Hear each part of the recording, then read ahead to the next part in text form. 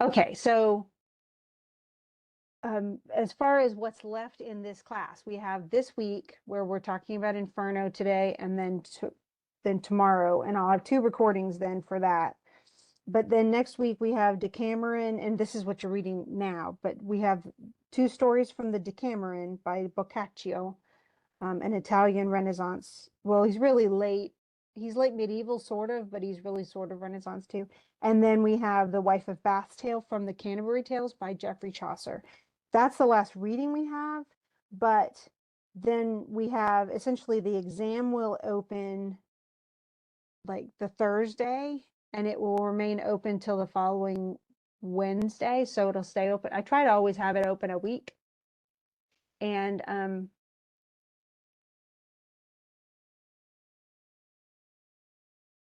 and I'm not sure if it's going to be offered in the fall, but it'll probably be offered in the spring. And I'm the one who teaches it. So it'll probably have a very similar structure. Yeah, I'm pretty much the one on campus who teaches the World Lit and teaches the humanities classes. The world literature class is special because we have an articulation agreement with VSU. So all of our education majors have to take world literature at VSU if they don't take it ahead of time. But we have an agreement that they'll accept our world literature. And it's because I've worked with them with my syllabus and my reading list and my assignments and all that stuff. So they know exactly what this class requires. And they have determined that it's equivalent to what they're teaching.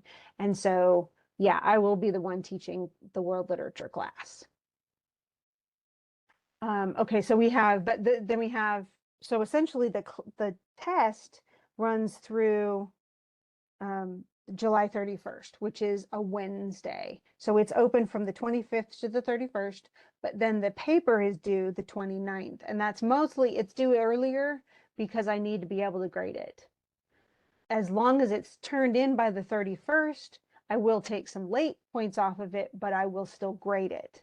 But I have to turn in grades, and the only way to do that is to have the stuff turned in so that I have time to grade it. And essays just take a long time to grade.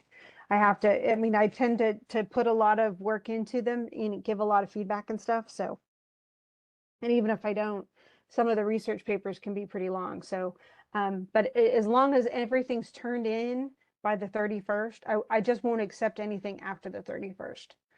So, and remember, if you have any journals that are missing, you can still get some credit for them as long as they're turned in by the time the test is due.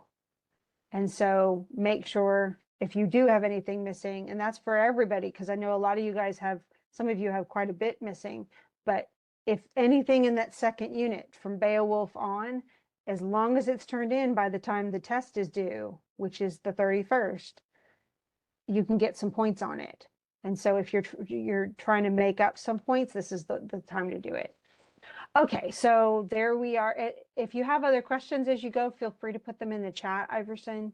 Remember, if you're asking a question, it's more than likely other people in class have the same sorts of questions. And so that's just going to be helpful. As far as the paper, the essay is due the 29th, but it is going to be essentially a revision of essay 1, because you're leaving in all of the discussion that you had of the first work from the ancient period, and then you're going to pick another work along the same theme from Beowulf through the Canterbury Tales.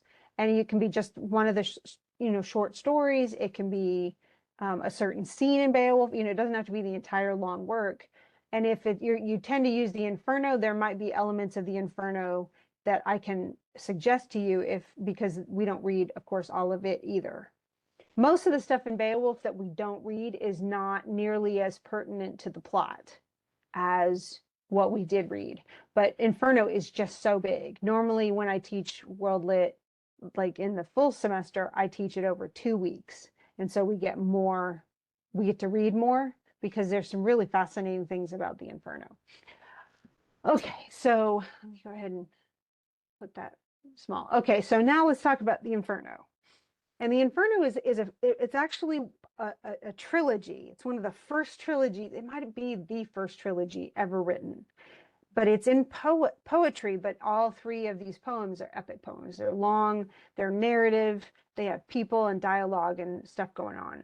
But Dante Alighieri wrote all three of them while he was actually exiled. He's a Florentine. He's from Florence, Italy, from that region of Italy. And Italy wasn't a country until like the 1850 or 1860 or something. But they were all these kind of independent city-states, sort of like the ancient Greeks had independent little city-states, each of them governed separately. So Florence was, but all of them were under the umbrella of the Holy Roman Catholic Church.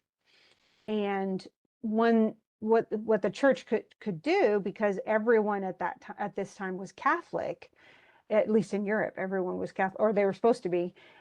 The church could, institute rules and even punish people for not obeying those rules. And so what it often did, it really had well, it had an ecclesiastical jails, prisons, and courts that would try people. In fact, they didn't have to run by the same rules that other people did. So they could try people for heresy, and the people literally could be tortured into confessing. They could hold a trial and not even allow the person to speak up for themselves, that like allow them to be their own witness or to even watch the trial. They don't even have to be in attendance. And so, but the church would essentially decide, hey, with a trial or without, you're guilty of heresy, you've done bad things, and they could excommunicate you, which just means they kick you out of the church, usually temporarily, but sometimes permanently. They could exile you, where they make you essentially force you to move. You're not allowed to live in your city state anymore. And much of that is so they cut you off from family, from friends, from allies, things like that. And that's what happened to Dante Alighieri. The last resort that they would use, though they did use it, was execution. And they could order you, essentially the church could put a death warrant on you and say you need to die. And if they caught you, you would be burned at the stake or hanged, depending on what your crime was. Many witches, women who were practicing medicine or whatever were deemed to be going against church doctrine, were put to death, often burned at the stake. Many people who committed other, that were crimes to the church but aren't crimes today at all, like if they translated the Bible, which was at this time only in Latin, and they translated into a vernacular language like Italian or English or French or German or something, language that people really actually spoke and read, then they could be burnt. Very often, the first time, if they were caught translating the Bible, they would be excommunicated, or they might spend some time in the ecclesiastical jail. They might be exiled for that. But if they did it a second time, they would be executed for it. And there's a Tyndale Bible, which is an English translation, and Tyndale was burned at the stake in England for translating the Bible into English. So the truth is that the church had a pretty heavy hand, and they were more powerful at this time than any ruler was, any government was. The church owned more property. They were richer. They had far more resources than any other institution at this time, and everybody was Catholic. So it wasn't just that they could hurt you, but they had your future. After death, you go to hell or heaven, and much of that would be determined, at least by the thinking of the people at this time, by the church. If the church said you were awful, then you're not going to go to a nice place. But what Dante did, he had some definite differences with several leadership people. The Medici also had differences, the Medici family in Florence. Often they were very, very wealthy, so they could do this without necessarily getting put in jail, though several Medici were exiled at different times. But they went against church officials. They disagreed with some of their methods, and the people that they would jail, they petitioned to try to get out, and stuff like that. But Dante was definitely not on the good side of the church. And while he was exiled, he was actually exiled onto an island out, around Italy. I can't remember exactly which island. But while he was exiled, this is what he wrote. So he wrote a letter at the beginning of it saying, "This is, I know I'm exiled from the Catholic Church, but please accept this gift because this was written to get me back in your good graces," essentially. So he was writing an epic poem, or a series of 3 epic poems, and the Inferno is the most interesting. But it's essentially looking at the 3 spheres of heaven, or the 3 spheres of the afterlife. So, because Inferno is not heaven, Inferno is hell, and so this is where all the bad people go, or all the people who aren't Christian when they die, or all the people who are caught in the middle of sin and can't be cleansed. And then the next book was Purgatorio, and that's purgatory, which is a uniquely Catholic idea. So it's not something that most Protestant churches teach, but it's essentially for people who sinned, but it wasn't horrible and they were trying to do better, but they can't quite earn heaven, but they don't really belong in hell. So they end up in purgatory, and through purgatory for years and years, centuries, who knows, they have to work their way up through purgatory to get to heaven. And that's a Catholic concept. So, and then heaven was the 3rd sphere. So that's paradiso. And I'll type purgatorio and paradiso. And it's just paradise, purgatory and paradise. But what Dante did, even though he said this is, please accept this as a gift to the Catholic Church. Well, what he did was also he named a lot of Catholic officials and put them in levels of hell. And so, like the Pope himself, even though wasn't dead at the time, Dante puts him in the 8th level of hell as essentially a person who sells favors. And this was a common criticism of the Catholic Church, that they would save anybody's soul for a price. And so they would sell, essentially, get out of jail free cards, or get out of hell free cards, So as long as you had a lot of money, they'd pray for you, and those prayers would allow you to go to heaven, when poor people who couldn't afford it would not be able to get there. So there was definitely but this is before the Protestant Reformation. So there was no Protestantism at this time. But very soon after this poem was written, the Protestant Reformation happens, with Martin Luther kind of leading Martin Luther was a Catholic minister who felt that a lot of the church practices were corrupt, and then essentially tried to get the church to change. He made this proposal of all these changes the Catholic Church needed to make.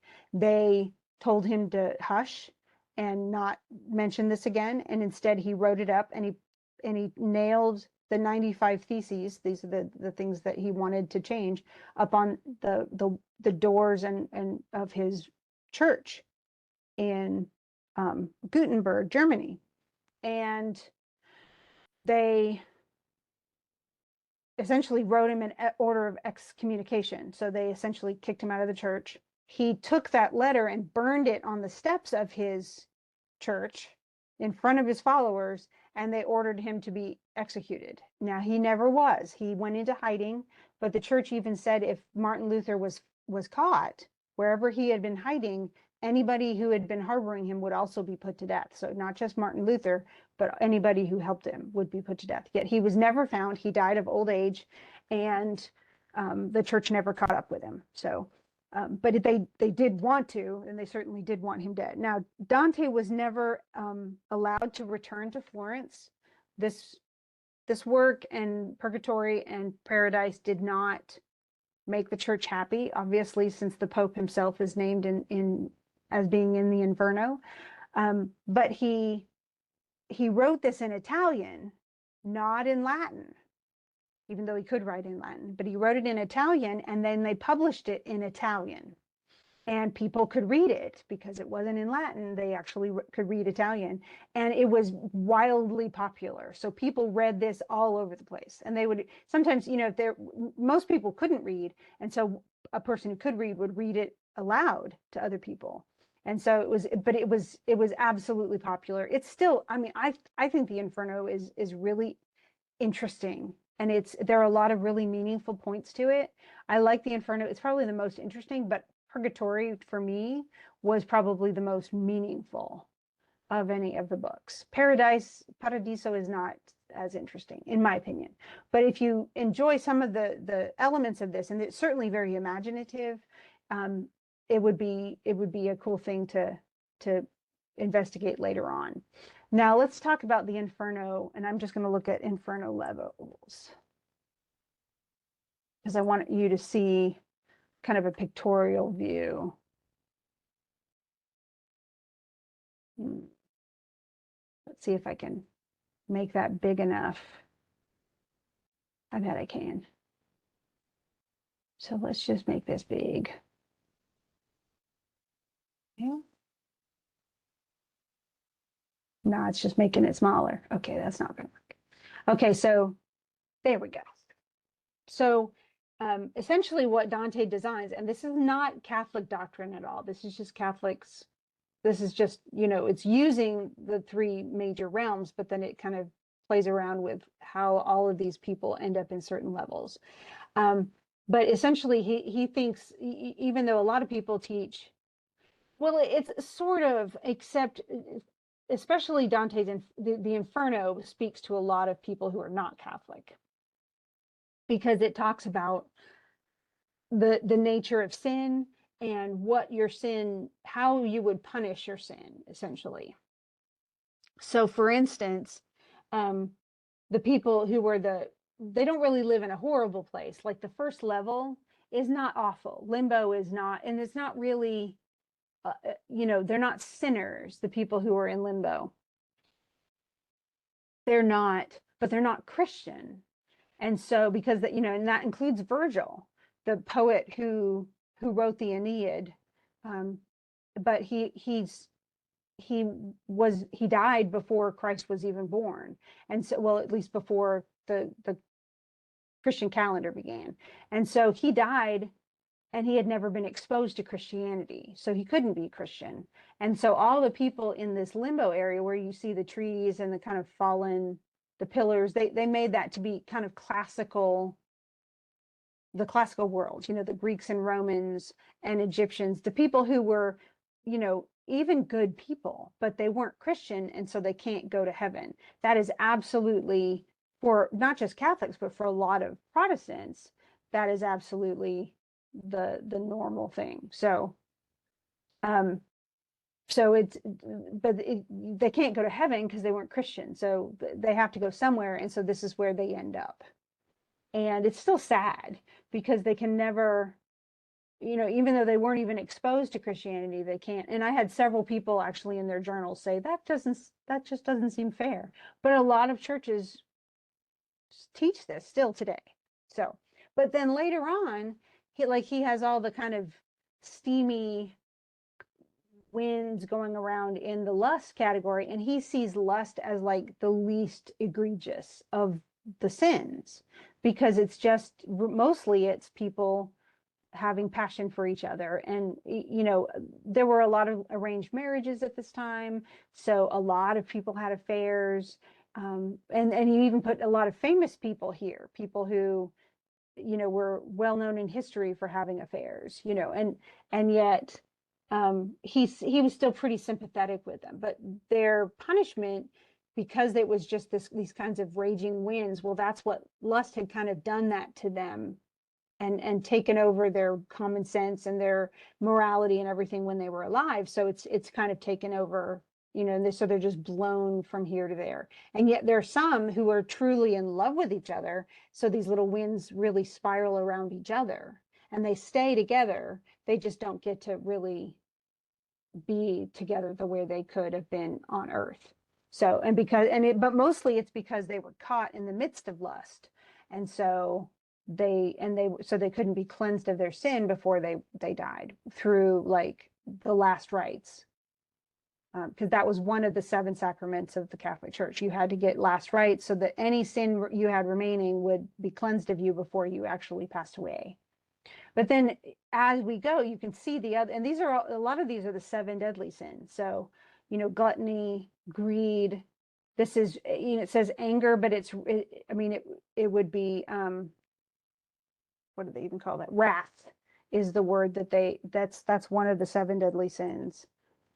And so But then heresy is one he kind of adds in there. And this is the level where, this is the 8th level, where the Pope is, and where some people are burning, and the Pope himself is burning.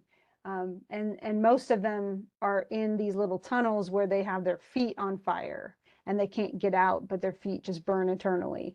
But each one of the levels is really imaginative, because it's trying to match the sin with the punishment.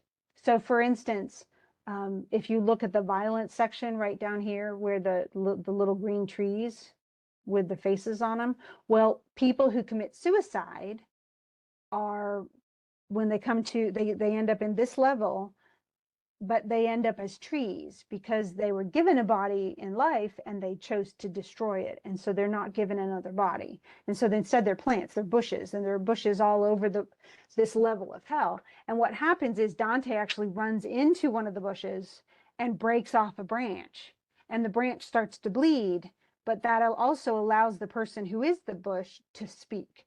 So if no one, if they just, if the bush is left alone, then they can't even speak. They don't even have a mouth. But if somebody breaks off of branches, they're bleeding and it hurts, but they're at least able to tell their own story.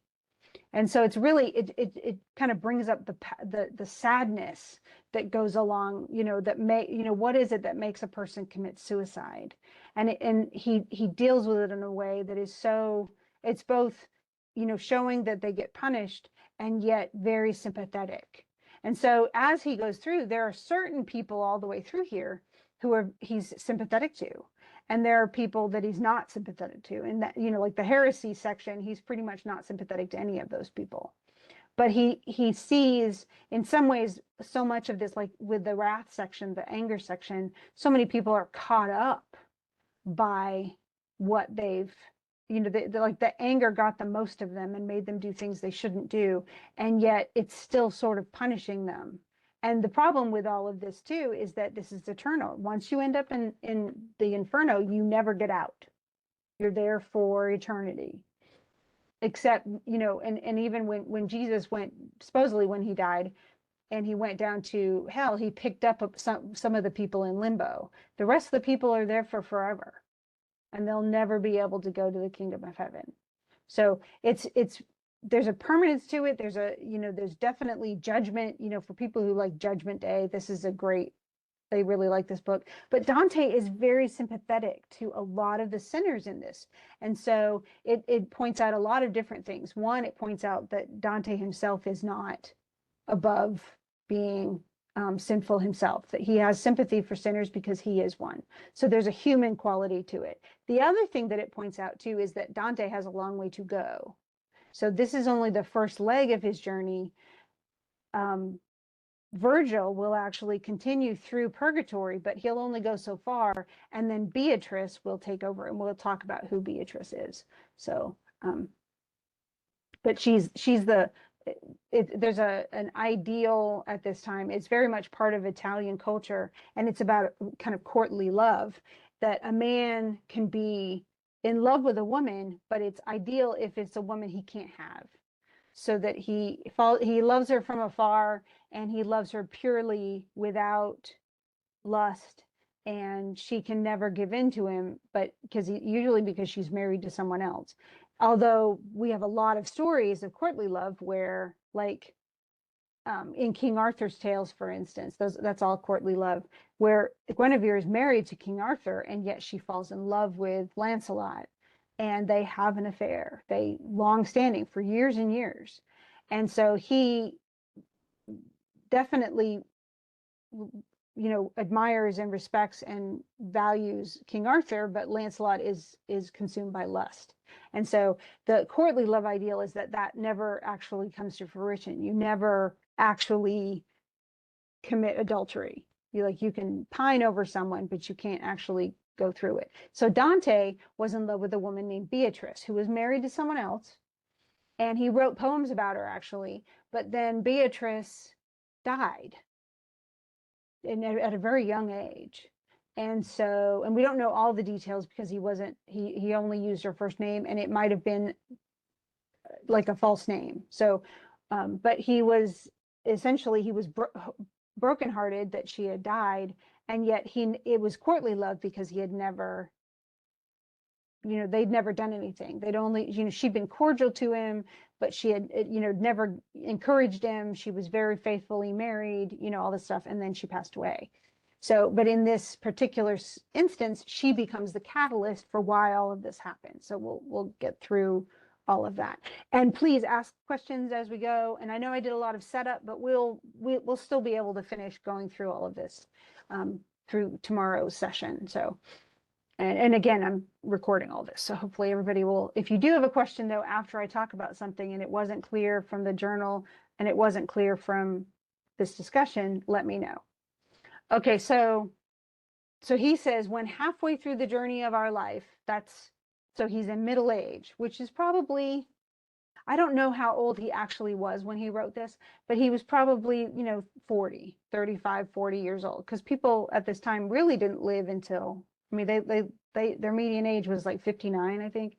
So, but he's still a pretty young man by our standards. He seems to have a whole bunch of his life ahead of him, but he says it claims he's like middle age. He's halfway through the journey of life, and he finds that he's in a gloomy wood. Now, a lot of what he's going to talk about is very much representative. It's symbolic. And so we'll talk about what some of the symbols, we have people who say, oh, this symbol means this and that symbol means that, but I don't tend to be that dictatorial. A lot of these symbols can mean a lot of things.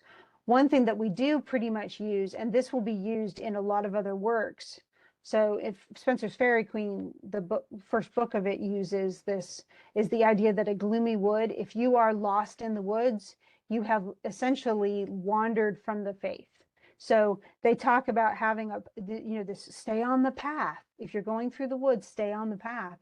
And if you get off the path, then you're going to get lost. But that's essentially, you're diverging, you're getting away from the true faith by stumbling into the wilderness and getting lost. So in this case, Dante was lost. He's in a gloomy wood, and the path which led right was lost. So he says he was on the path, and then he somehow got off the path, and he can't find the path again. So he is, as far as religion, he has wandered from his faith, if that makes sense. And then he says how hard it is to say just what this wild and rough and stubborn woodland was. And he says he was really scared because it was dark and he was lost and he couldn't find his way back. And he says it's so bad that death is little worse. And so he really is on a path to nowhere. And suddenly, it's essentially, and he even says, he goes, I can't say how I entered the woods, how I got in there, but so full of slumber. So I was sleepy. I wasn't paying attention. And so I forsook, I wandered off the pathway of the truth. But then he gets to the foot of a mountain and he looks up and sees way up that it says already mantled already with that planet's rays, which leadeth one right. So the sunlight, he's in the dark of the woods, but he looks up at the mountain, and up at the top of the mountain, he can see sunlight is hitting that mountain.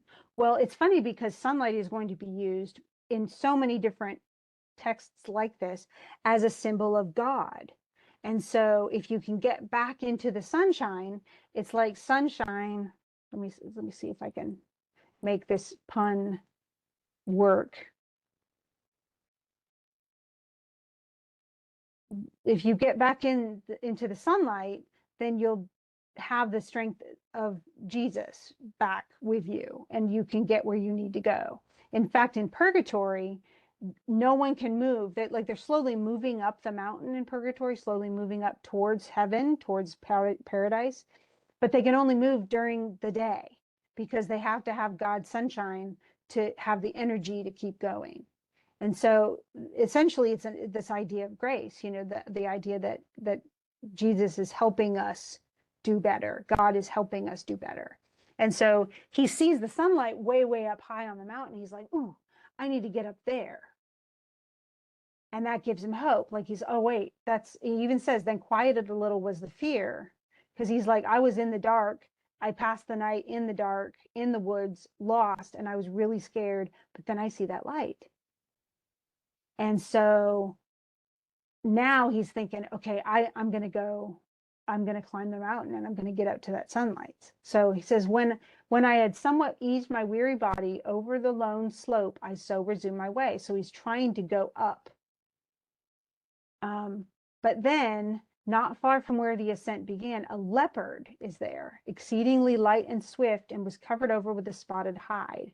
And from my presence, she's not leaving, but she's essentially guarding it and won't let him go up the mountain. So she's keeping him from progressing up to the sunshine. And some people say that she's like essentially a representative of the fact that he doesn't have the strength, the religious strength to climb up the mountain, and that's why she's forcing him back down.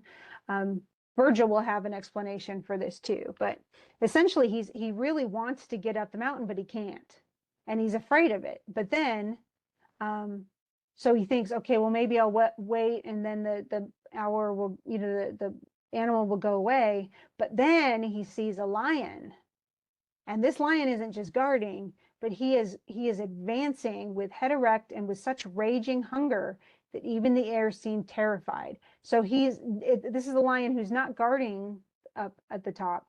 He's he's like slowly getting closer to Dante. And he, is he going to eat him? This is the question. And then he sees a she-wolf, which with every lust seemed in her leanness laden, and had caused many ere now to lead unhappy lives. And so, but notice how he mentions lust, and that made her lean. So with a lion, what do we normally associate with a lion? What feeling? Or in some ways, I'm looking for it because lust is one of the 7 deadly sins. What might a lion have? And it comes actually from the group of lions. What's a group of lions called? Do you know? When they're collected and they're all together. They're not a clan, oh, okay, that's fine. They're a pride. No problem, go whenever you need to, Iverson. Okay, so because of that, here's this lion, and the lion is pride, and the she-wolf is lust. These are the 2 things that keep Dante from being pure. He's lustful and he has pride. And pride is absolutely his worst feature, because he talks about himself, a couple of people even said in the journal, hey, why does he equate himself with all these super great poets? Well, even though he's young, he wants to be one of the super great poets. But yeah, does that give him a little bit of pride? Yeah.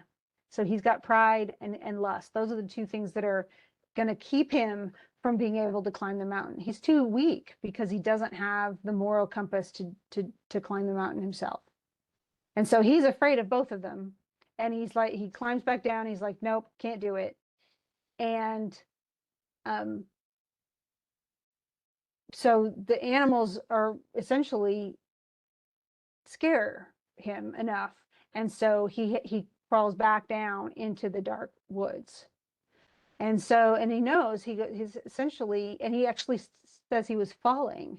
He starts falling down the mountain, and he sees a person. And when him in that vast wilderness I saw, I said, have pity on me, whatever you be, a shade or a very man. And he says, I'm not a man, but I once was a man. And this is Virgil. Both my parents were of Lombardy and Mantuans with respect to fatherland. Because remember, Virgil is Roman. He's from the Roman Empire, but he lived in Italy, what is now Italy. And so he was from Mantua. But he says, neath Julius was I born. So Julius Caesar, and that's when he lived, and though somewhat late, and under good Augustus' rule, I lived in Rome in days of false and lying gods. So remember, he's one of those people who ends up in limbo. And he was a poet, And of that just man, Anchises' son, I sang, who came from Troy. And so this is when he reveals. Now, for all Italians, they would know exactly who this guy was without him actually being named. Okay. He says, I was a poet and I wrote of Anchises' son, who is Aeneas. Aeneas is son of Anchises. I sang, who came from Troy. And Aeneas is the person who supposedly founded Rome. And that's what Virgil wrote about. His Aeneid was an epic poem similar to Iliad and the Odyssey, but with a Roman, bent to it, and with a Trojan who survived the Iliad, who survived the Trojan War, gets away, escapes, and then travels by boat with a bunch of his crew first to Carthage, and where he meets Dido, and then eventually he will found Rome. So he wrote about him, and everybody's going, "Oh, that's Virgil." And then it says, and he says, "But you," he goes, "why are you returning to such sore trouble?" And in other words, why are you coming back to the dark woods where you're lost? Why don't you climb the mountain of delight? And Dante says, well, are you Virgil? First, art thou that Virgil then? Who's such a fantastic poet? And he says, he goes, you're an amazing poet. Like, he's a total super fan. And he says, I loved your book so much that it even says made me he memorized his book. He says, if you're such a great poet, please help me now. You're my teacher and my authority. And that's why Virgil is his guide through this, because he is somebody that he absolutely respects, both as a poet and as a thinker, even though he's not Christian. And so he says, "Oh, thou famous sage," he says, "please protect me from the beast up there." He says, "because she makes me scared." And he goes, "well, you can't climb the mountain. A different course from this you must pursue." And then Dante starts crying. And he says, "if you want to get out of the wilderness, you have to go a different way. You can't get past the leopard. And if you tried, she would just kill you." And again, it says with the leopard that she never does sate her greedy lust, and after food is hungrier than. So that is aligned with gluttony, which is lust and gluttony are different. Okay, if you want to eat lots of food, or you want to have lots of stuff, that's gluttony. If you're hot for people and that's lust. So, and then it says, many are the animals with which she mates, and still more will there be until the hound shall come and bring her a painful death. And that's probably the hound down in Hades, which is funny because the Hades is going to be described is Hades' beginning and entrance is a lot like the entrance that we're going to see described for the Inferno. So he aligns the two things together too. Even though, again, that's a pre-Christian mythic story, he's still going to use some of those elements, which I'm sure the Catholic Church didn't like either. So essentially, he's saying that the hound that he's talking about is actually the second coming of Jesus. And so everything is going to, all the bad people are going to be gone. This is like Armageddon, the end of days. And he says, but I think you can't go up there. The animal's not going to be gone yet. The only way to get out of here is to follow me. So, and this is both literal and figurative. So Dante is lost physically, but that means he's lost spiritually. And the only way he can get unlost is to follow Virgil's as a guide. And Virgil's essentially going to teach him what he needs to know so that he sins no more, so that he wakes up from his dream, gets back on the right path, the path of the truth, and can obtain the kingdom of heaven. Okay. So he can go to Paradiso when he dies and not go to the Inferno. And so he says, I'm going to lead you through an eternal place where thou shalt hear the shrieks of hopelessness, of those tormented spirits of old times, each one of whom bewails the second death. In other words, they are in pain and suffering because of they are being tortured for eternity. Because it's punishment because of the sins that they committed while they were alive.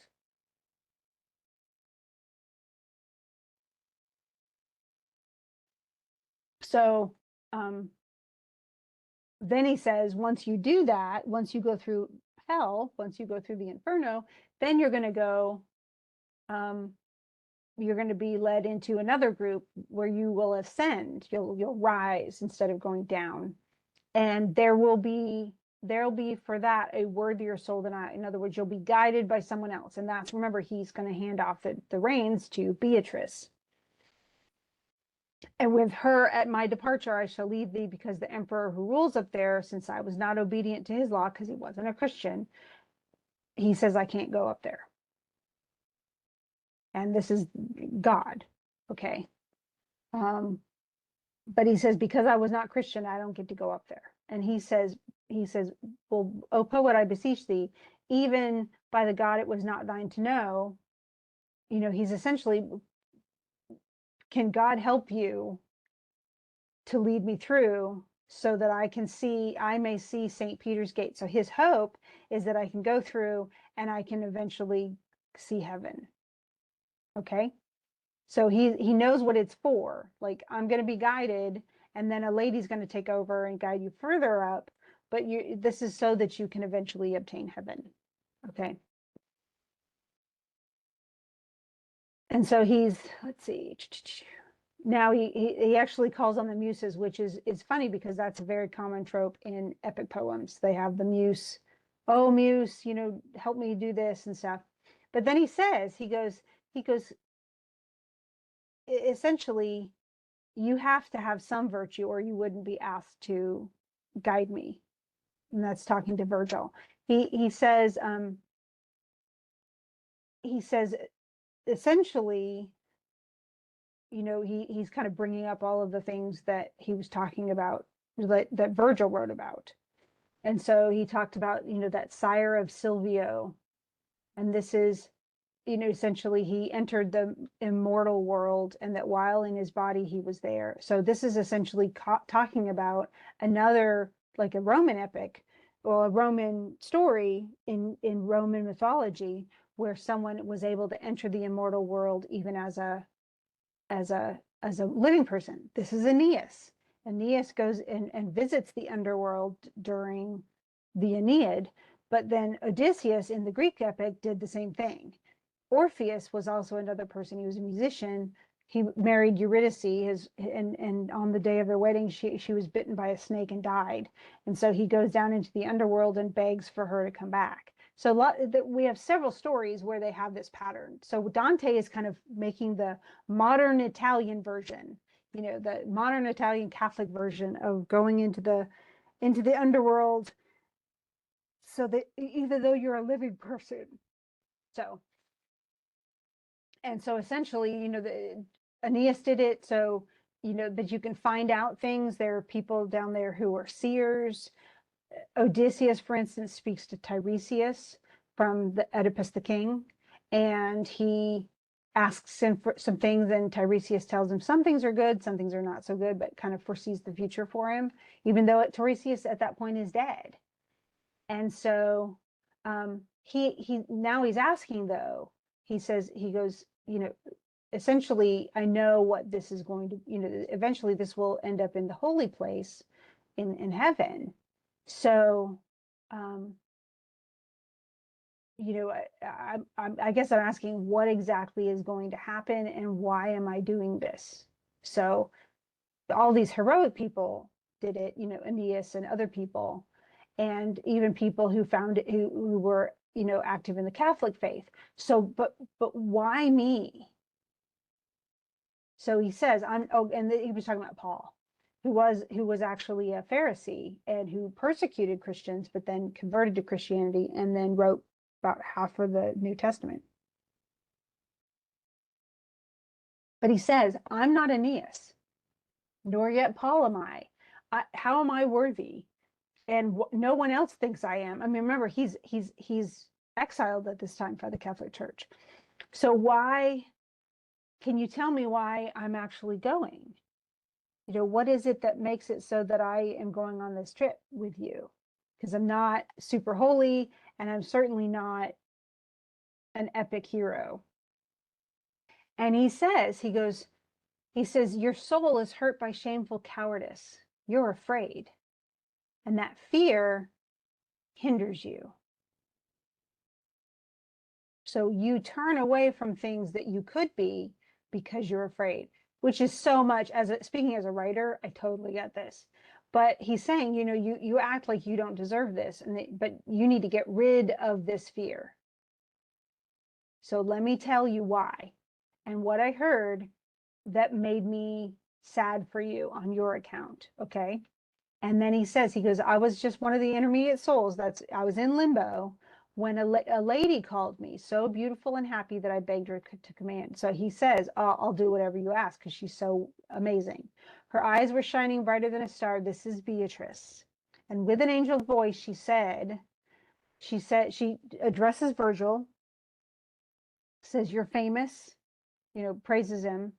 But a friend of mine, but not a friend of fortune, is on his journey o'er the lonely slope, obstructed, so that he hath turned through fear. And from what I have heard of him in heaven, I fear lest he has strayed so far that he can't get there when he dies. Like, have I waited too long to help him so that he can still get to heaven?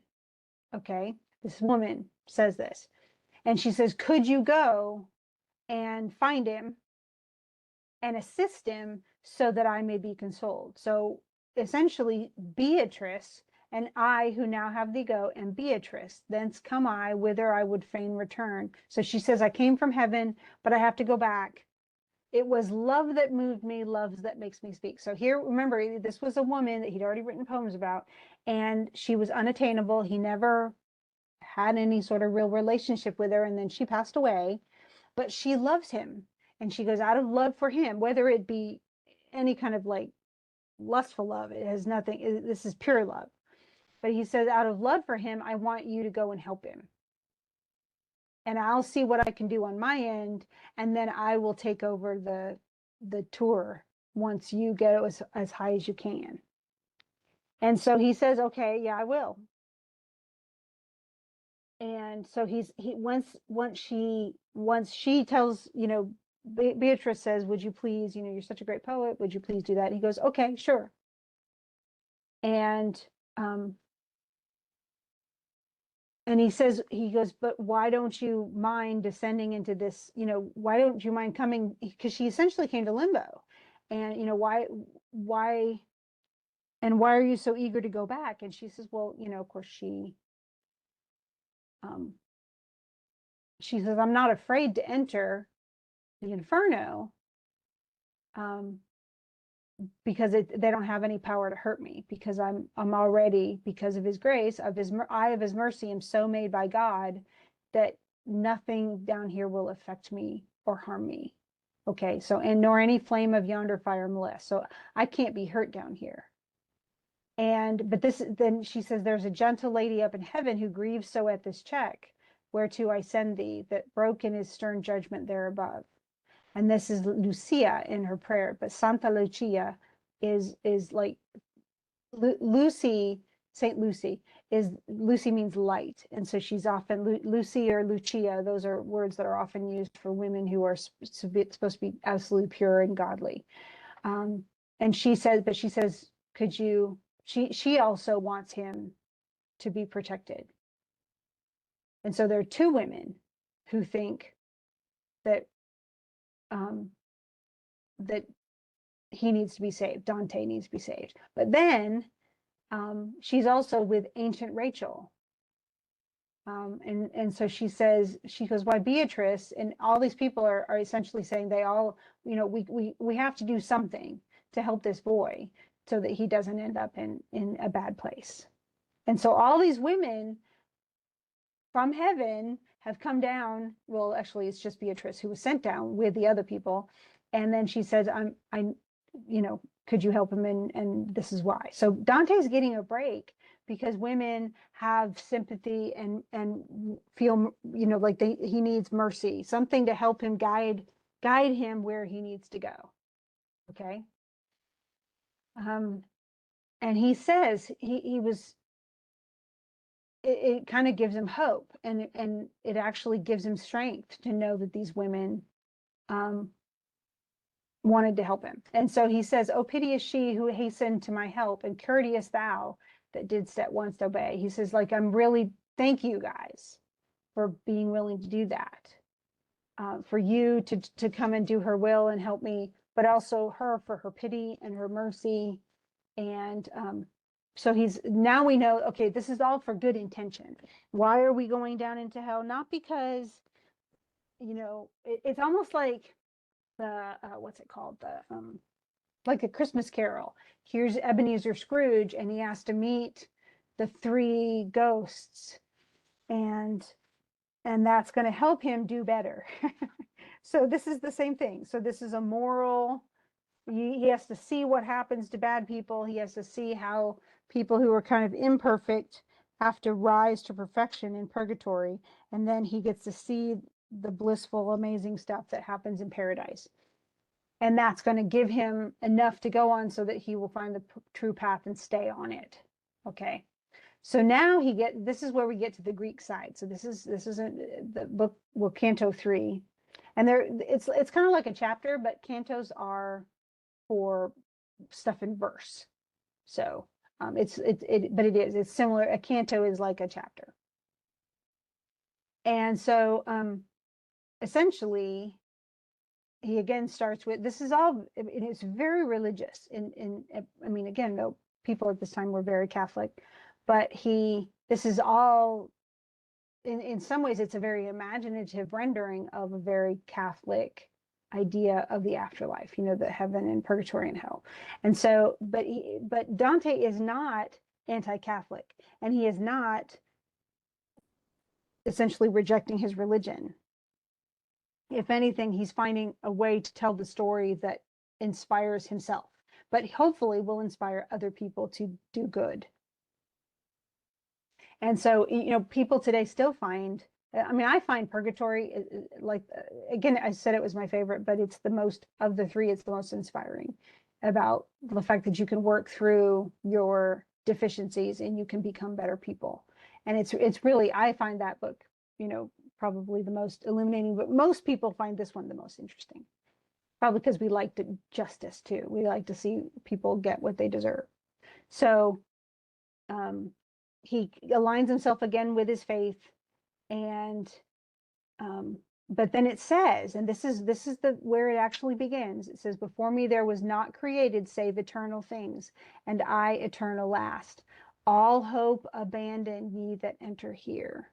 That is the phrase. We use it all the time, you know, for the entrance to hell, and it's abandon hope, all ye who enter here. Well, there you go. It first was said by Dante.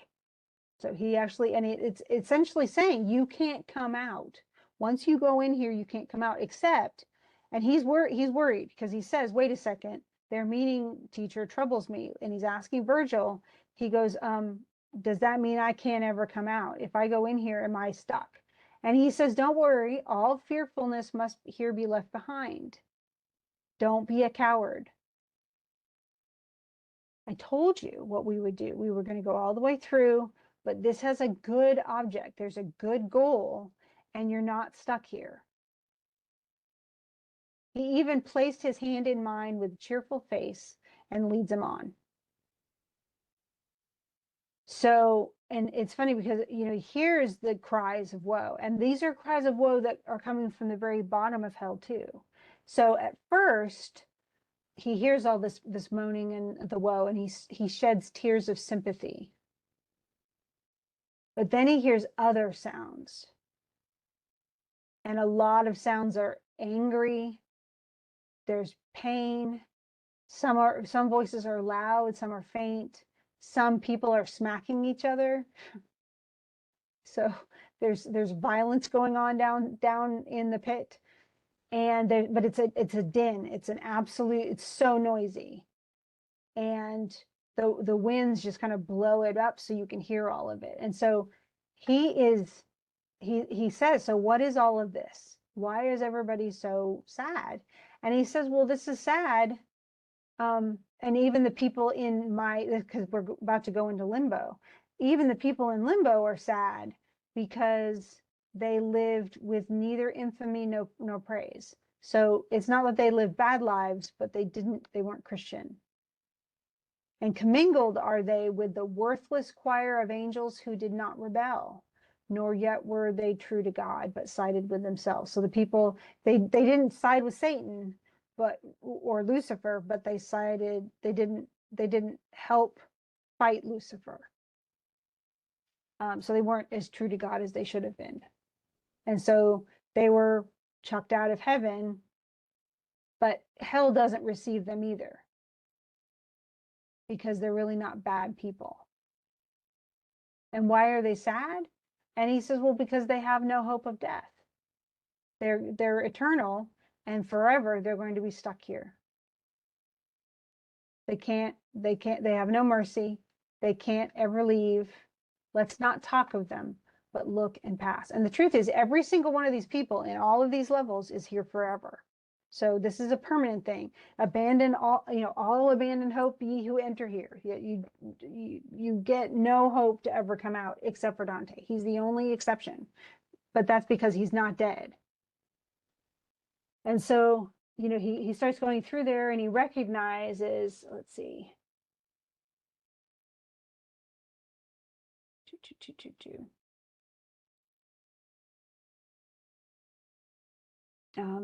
But he sees, this is what, okay, this is what I wanted to show you. So he saw upon a great stream's bank, he says, and there are people, essentially people who are on the bank, like on the shore of a river, and they want to cross over. And he says, these things will be made clear as soon as the dismal strand of Acheron. And this is Acheron is where it's that entrance to Hades, to the underworld in Greek mythology. And so it's following the same sort of thing. It's funny because, we don't practice Greek mythology, we're not pagans, but even today, people put coins on the eyes of the dead, or they put coins in their shoes, and those coins are meant to pay Acheron and get people across the river into the afterlife. And it's funny because here comes this aged man, and this is Acheron, all white with ancient hair, and he says, you guys are never going to get across. And he says, well, I mean, he says, I'm taking you actually across to the underworld that's bad. So you're going across to hell, into eternal darkness, heat, and cold. And thou, and he's looking straight at Dante, a living soul, get away from the people who are dead. But then Dante doesn't step away. And he says, he goes, by other roads and other ferries shalt thou attain a shore to pass across, not here. A lighter boat must carry thee. In other words, you're too heavy. And this actually, there's a, when Odysseus crosses into the underworld, he's essentially disguised, but he weighs down the boat because he's so heavy compared to the souls themselves. The souls are light, but his body is human, so it's heavy. And then so Charon says, no, you're not going to, don't be mad at him. You have no control over this, because Charon says, you can't ride. I don't know why I said Acheron. Acheron is where they are, but Charon is very close. But Charon is the old guy. And he says, don't be angry at him. Heaven is in charge, and heaven says he gets to cross.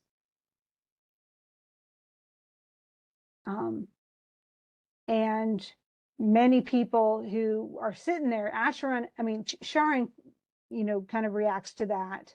And the souls who are there, react to it, because remember, they're all going to hell. So they're not holy. They're not, they've God, it knows that their heart knows that they're bad people.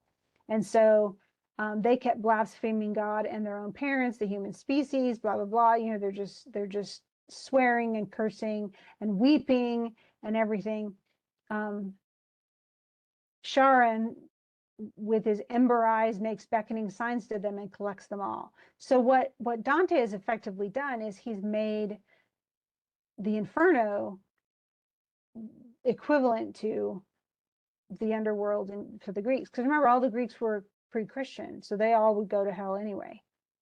And so why not just make? And so he even follows that they still have the river Styx. Here's Charon, and this is Asher on the shore outside of Styx. And Styx, the river Styx, is where Achilles was dipped by his mom into the water. That's why he's impervious to swords, except for the ankle, that little Achilles heel. Oh, and now we're out of time. So I'm going to get to, yeah, I'll just finish this particular one.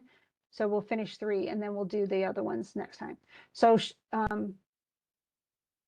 essentially,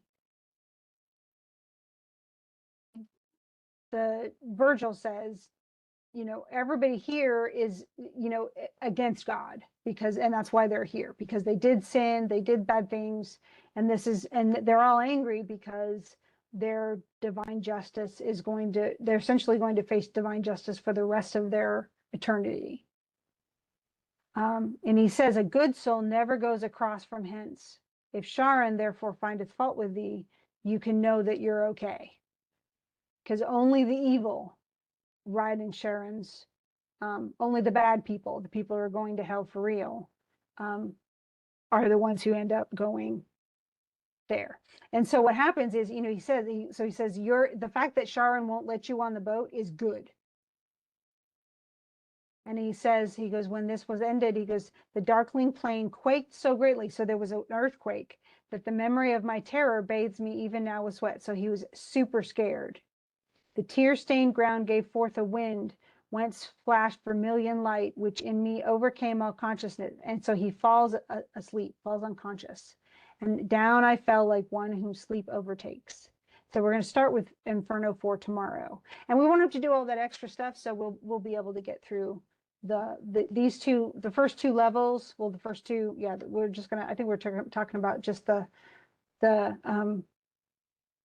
limbo and then the lustful.